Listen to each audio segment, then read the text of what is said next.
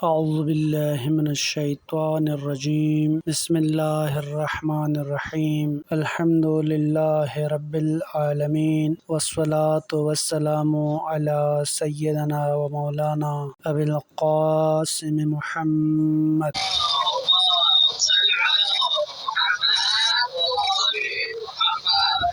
ثم الصلاة والسلام على أهل بيته الطيبين الطاهرين المنتجبين المنتخبين المعصومين المظلومين اما بعد بسم اللہ الرحمن الرحیم۔ ناظرین کرام، تربیتی پروگرام مسائل حج کا درس نمبر 2 ہے۔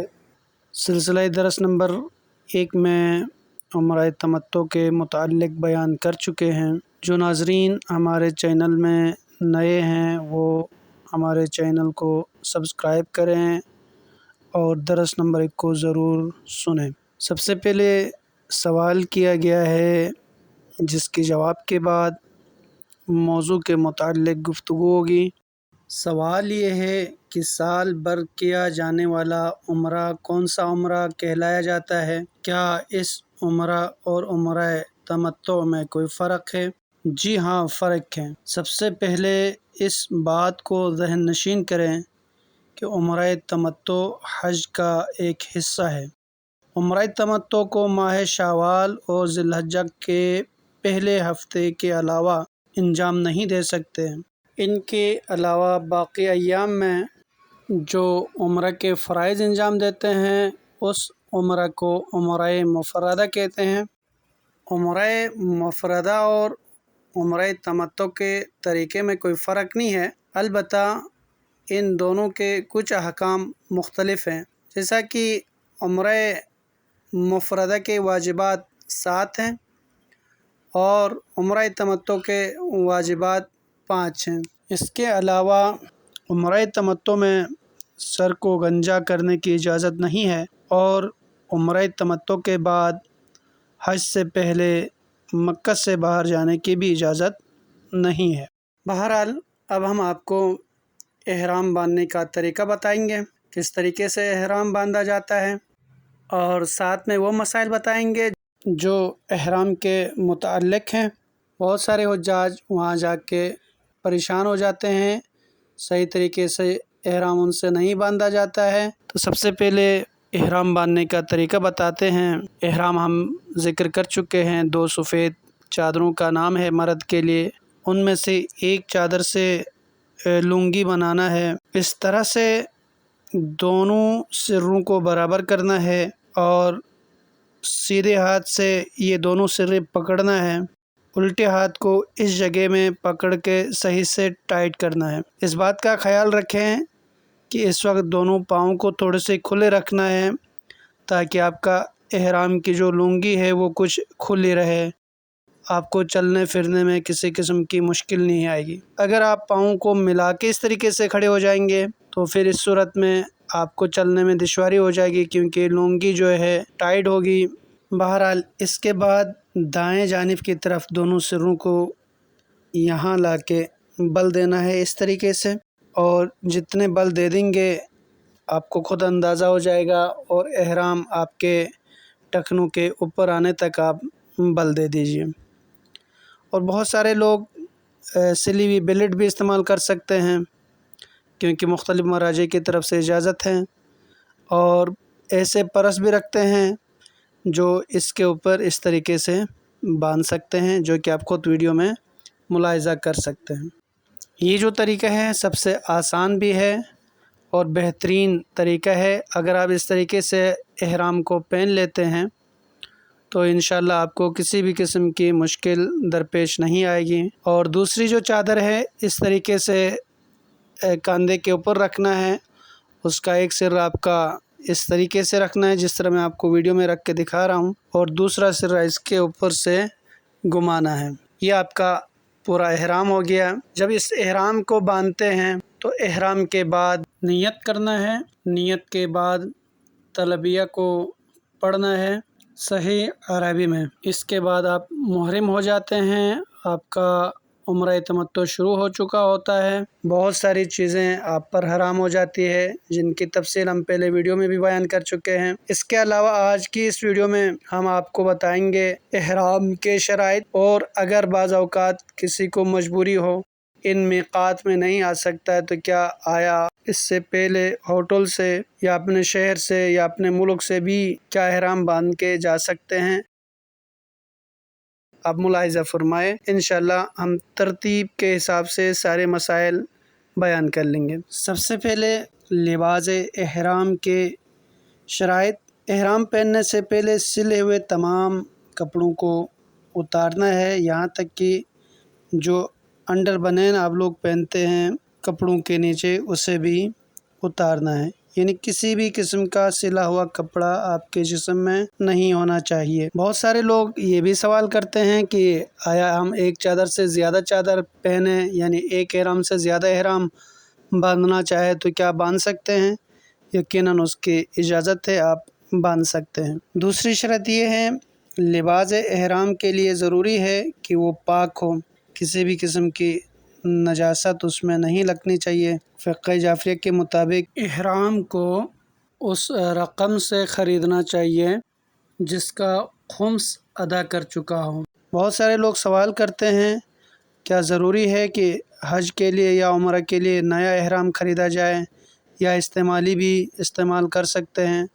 تو نیا خریدنا ضروری نہیں ہے، اگر کسی کے پاس پرانا احرام رکھا ہوا ہے تو اسے استعمال کر سکتے ہیں۔ احرام کے لیے ضروری یہ ہے کہ اتنا نازک نہ ہو کپڑا، بدن اس میں سے چھلک رہا ہو یا نظر آ رہا ہو، اور اس کے بعد یہ بھی ضروری ہے کہ خالص ریشم کا احرام نہیں ہونا چاہیے۔ یہ تھے احرام کے لیے خاص شرائط۔ اس کے علاوہ چند چیزیں احرام کے لیے مستحب ہیں، جیسا کہ میں نے پہلے بھی کہا تھا، جو چادر خریدیں گے وہ سفید ہونا چاہیے، اور مستحب یہ بھی ہے کہ جس احرام کے ذریعے سے آپ نے عمرہ تمتع کی ہے اسی احرام کو حج میں بھی استعمال کریں، اگرچہ وہ میلا ہی کیوں نہ ہوا ہو۔ اور اسی طریقے سے احرام پہننے سے پہلے غسل مستحب ہے۔ پہلی ذی الحجہ کے بعد مرد کو سر کے بال اور داڑھی کے بال بڑھانا بھی مستحب ہے، البتہ داڑھی منڈوانا تو ویسے بھی حرام ہے، اس چیز کا خاص خیال رکھیں آپ حج کرنے جا رہے ہیں۔ اور مستحب یہ ہے کہ جب آپ تلبیہ پڑھتے ہیں تو کسی واجب نماز کے بعد نیت کر کے تلبیہ پڑھنا ہے میقات میں۔ اگر واجب نماز کا وقت نہیں ہوا ہے تو کسی قضا نماز کو پڑھنے کے بعد تلبیہ پڑھنا مستحب ہے، اور اگر کسی کی الحمدللہ نماز بھی قضا نہیں ہے تو فجر کی طرح 2 کر کے 6 رکعت نماز پڑھنا مستحب ہے۔ اس کی نیت نماز احرام کہلائی جاتی ہے، یعنی میں نماز احرام پڑھتا ہوں قربتاً اللہ کہہ کے 2 رکعت کر کے یہ 6 رکعت نماز ادا کرنی ہے۔ تلبیہ ہم نے بتائے تھے کہ خاص عربی کے جملے ہیں، ان کو تلبیہ کہتے ہیں۔ اگر کوئی شخص کسی نے احرام پہنا مگر تلبیہ نہیں پڑھا تو اس کا عمرہ شروع نہیں ہوگا۔ عمرہ شروع کرنے کے لیے تلبیہ شرط ہے۔ تلبیہ کے جملے یہ ہیں، ہم اس ویڈیو میں بھی اسے بیان کرتے ہیں۔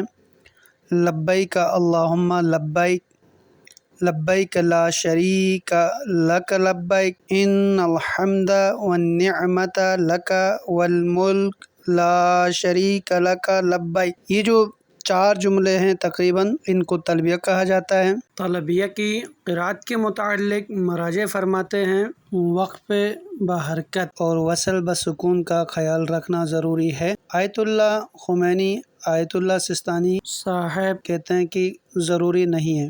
آیت اللہ خوئی صاحب کہتے ہیں کہ جی ہاں یہ احتیاط واجب ہے، اور آیت اللہ خامنائی صاحب اگر اہل عرب صحیح سمجھیں تو کافی ہے۔ ایک عام آدمی کے لیے وقف بحرکت وصل بسکون سمجھ میں نہیں آئے گا، جیسا کہ وقف بحرکت سے کیا مراد ہے، تو میں اس مثال سے واضح کرنا چاہتا ہوں۔ تلبیہ میں آپ لوگوں نے پڑھے تھے لبیکہ، کاف زبر کا زبر ہے، اگر زبر پڑھتے ہوئے رکے تو اسے وقف بحرکت کہا جائے گا۔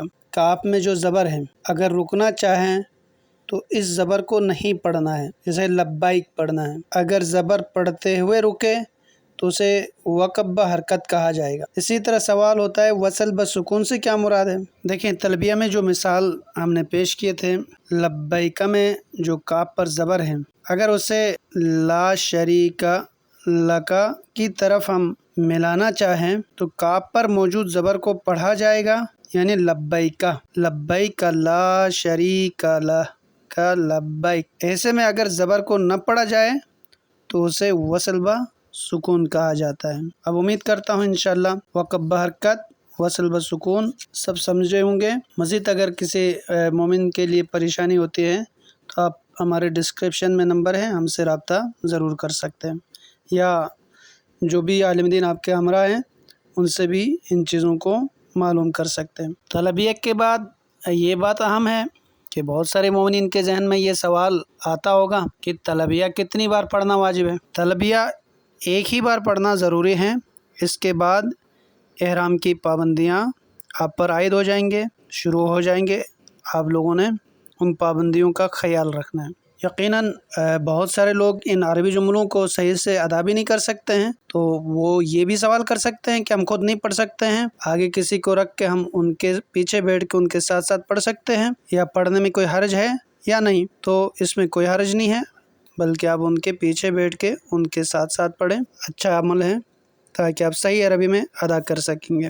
یہ ایک بار تو واجب ہے۔ اس کے بعد اگر کوئی مومن کے ذہن میں یہ سوال آتا ہے ایک بار واجب ہے تو اس کے بعد مستحب کتنی بار ہے، یا ایک بار سے زیادہ پڑھ سکتے یا نہیں پڑھ سکتے؟ جی ہاں، ایک بار کے بعد تاکید ہے کہ 70 مرتبہ تلبیہ پڑھنے کی بہت زیادہ تاکید ہے، اور یہ تلبیہ مکہ شروع ہونے تک پڑھنا۔ لیکن اگر کسی نے 70 بار پڑھ لیا اور آگے پڑھنا نہیں چاہے تو کوئی مسئلہ نہیں ہے۔ جب آپ مکہ پہنچیں گے تو آپ کے ذہنوں میں یہ سوال بھی آئے گا کہ پہنچتے ہی کیا ہمیں طواف کرنا چاہیے یا اس میں تاخیر بھی کر سکتے ہیں؟ یقیناً پہنچتے ہی اگر آپ کے پاس ٹائم ہے تو کریں، اچھی بات ہے، وإلا پہنچتے ہی طواف کرنا ضروری نہیں ہے۔ جنہوں نے ہماری پہلے ویڈیو نہیں دیکھے ہیں ان کو میقات کے بارے میں پتہ نہیں ہوگا، تو ہم پھر سے تکرار کرتے ہیں۔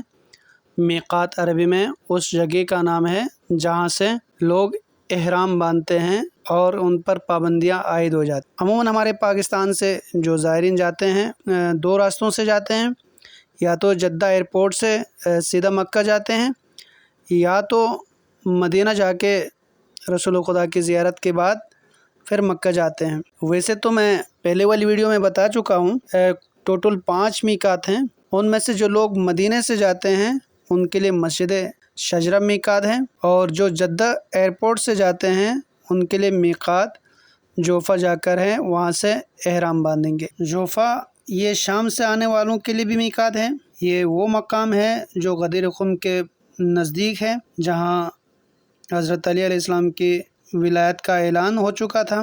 ہاں، یہاں ایک سوال یہ ہوتا ہے کہ جوفہ میں جو مسجد ہے صرف وہ مسجد میقات ہے یا پورا جوفہ کا علاقہ؟ جوفہ کا پورا علاقہ میقات ہے، لہٰذا مسجد میں داخل ہونا کسی کے لیے بھی ضروری نہیں ہے، بلکہ خصوصاً جو خواتین اپنا ایام خاص میں ہوتی ہے تو وہ مسجد میں کبھی بھی داخل نہیں ہو جائیں، جوفہ کے کسی بھی مقام سے وہ نیت کر کے تلبیہ پڑھ کے احرام شروع کریں گے۔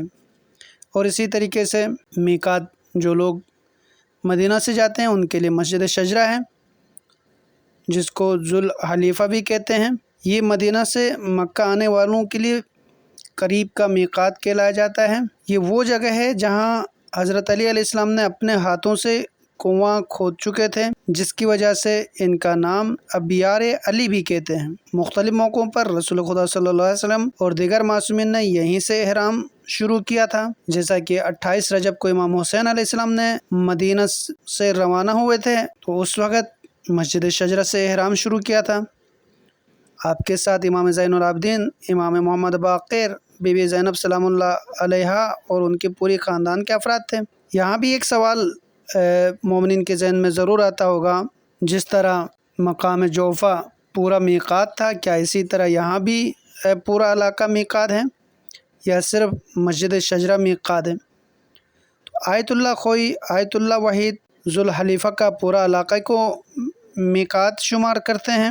آیت اللہ خمینی، آیت اللہ سستانی صاحب صرف مسجد میقات کو سمجھتے ہیں احتیاط واجب کے طور پر آیت اللہ خامنہئی صاحب مسجد شجرہ کو میقات قرار دیتے ہیں۔ مسجد کا نیا حصہ میقات مانا جائے گا کہ نہیں؟ ظاہر سی بات ہے، مسجد پرانی تھی تو چھوٹی تھی، اب اس میں توسع کیا گیا ہے تو اس کے برابر میں جو نیا حصہ ہے کیا وہ بھی میقات ہے؟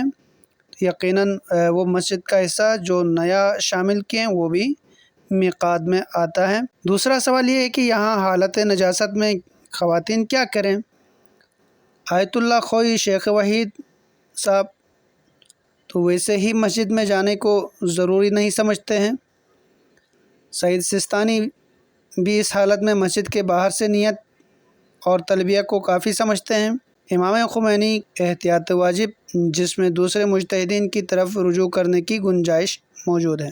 ہاں، آیت اللہ خامنہئی کے فتوے میں صرف مسجد ہی کو میقات مانا گیا ہے۔ ان کی تقلید میں جو خواتین ہیں وہ یہ کر سکتی ہیں کہ مسجد کے ایک دروازے سے داخل ہوں اور بغیر رکے دوسرے دروازے سے باہر نکل جائیں، اسی دوران نیت کریں، تلبیہ پڑھیں اور اپنے احرام کو شروع کریں۔